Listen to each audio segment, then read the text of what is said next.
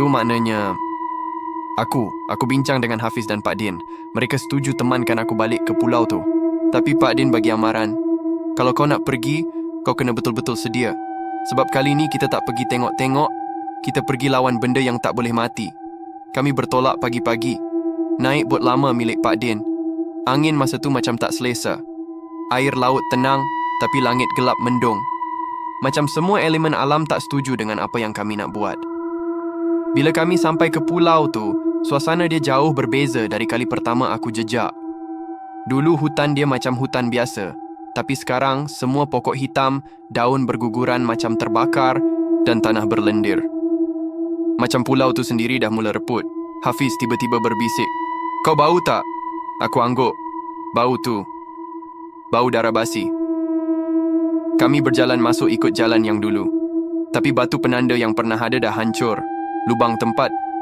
Kita jatuh dulu tertutup, tapi pintu kayu besar tu masih ada dan dah terbuka sikit seolah-olah menunggu.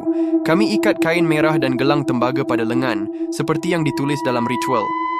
Pak Din baca doa perlindungan, tapi masa tu suara dia mula tenggelam dalam bunyi aneh dari dalam lubang, macam banyak orang berbisik serentak, tapi tak ada satu pun suara manusiawi.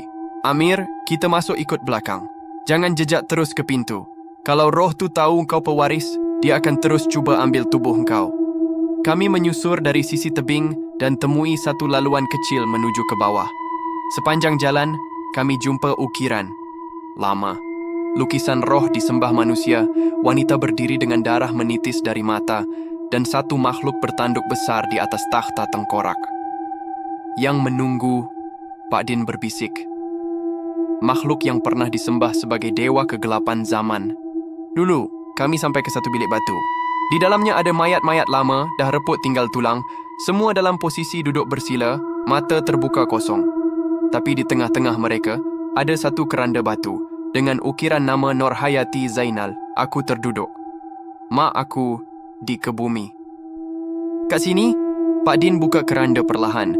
Dalamnya, bukan mayat, tapi serpihan rambut, darah beku dan sebentuk jantung manusia yang masih berdenyut perlahan.